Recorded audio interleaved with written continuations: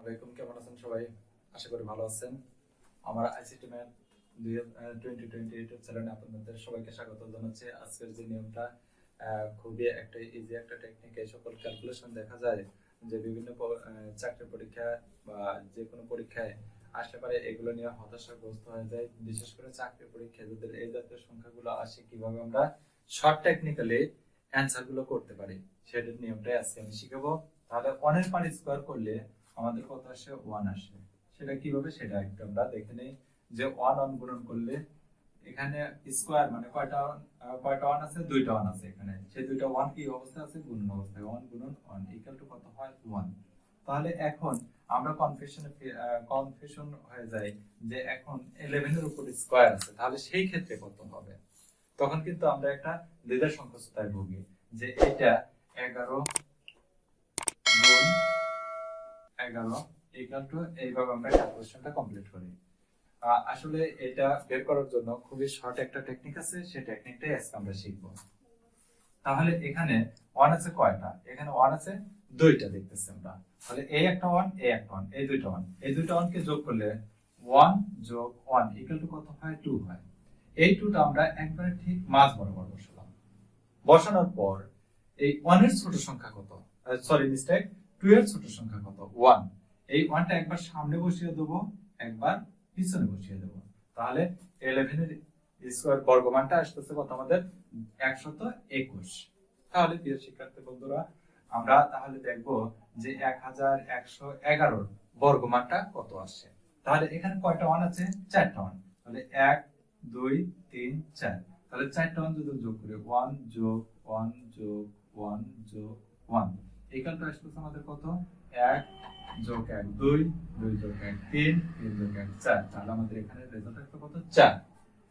এই অঙ্কটা যদি আমরা ক্যালকুলেশনে যদি ইজি ভাবে বেসিক্যালি যদি ক্যালকুলেশন করতে যাই, তাহলে গুণন করে এরকম ভাবে 1 গুণন 1 1 1 1 1 এটা যদি গুণন মান বের করতে যাই তাহলে অনেক টাইম লেগে যায়।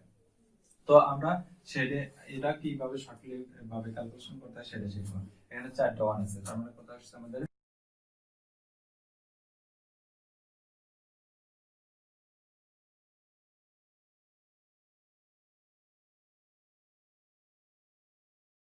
থ্রি এর ছোট সংখ্যা কত? 2।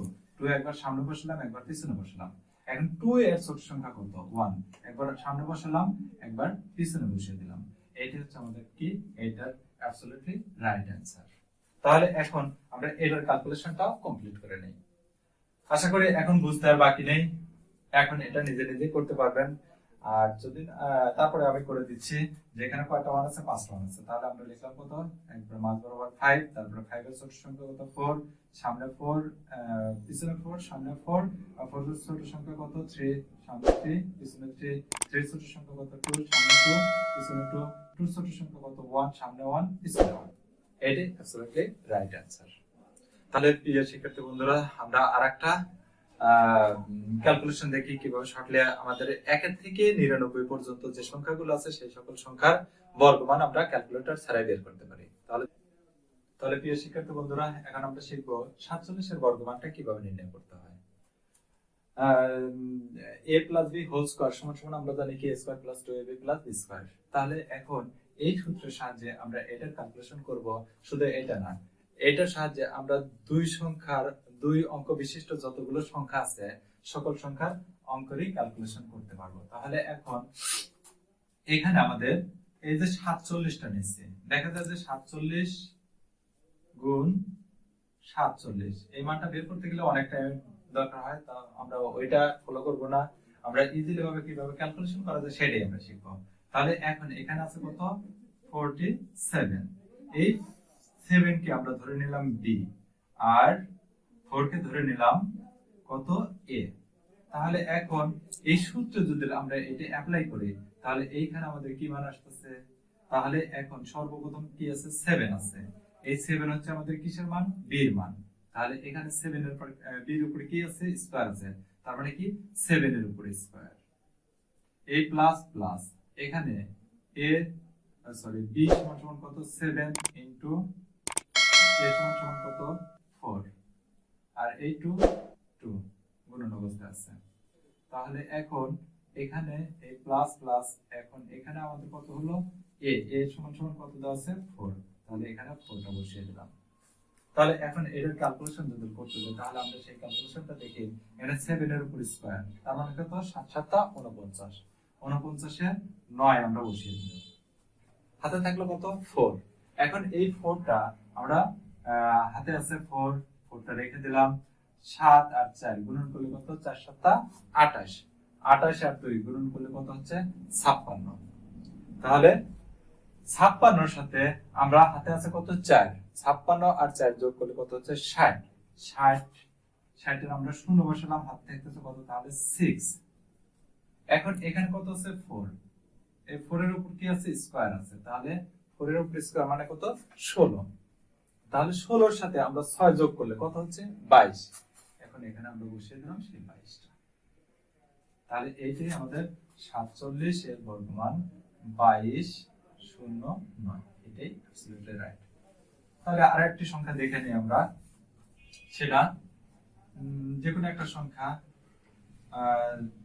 62, এই সংখ্যার বর্গমানটা আমরা নির্ণয় করব।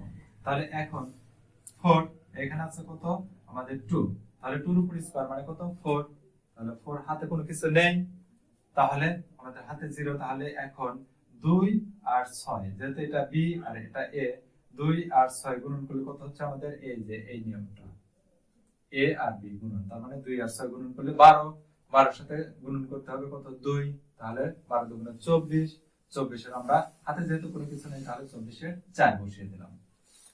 হাতে কোনো কিছু আছে অবশ্যই আছে, কত আছে 2 আছে, তাহলে 2টা হাতে থাকলো। এখন এখানে আমাদের এর মান কত 6, তাহলে এর উপরে স্কয়ার, তার মানে 6 এর উপরে স্কয়ার, 6 এর উপরে স্কয়ার মানে কত 36, তাহলে 36 আর হাতে আছে কত আমাদের 2, তাহলে 36 আর 2 কত হচ্ছে 38, তাহলে এখানে আমরা ডাইরেক্ট 38 বসিয়ে দিলাম। এটাই হচ্ছে, এই নিয়মেই আমাদের সকল ক্যালকুলেশন কমপ্লিট করা সম্ভব। আপনারা নিজেরা বাসায় বসে থেকে প্র্যাকটিস করবেন, করে দেখবেন যে আসলে এটা সত্য কিনা।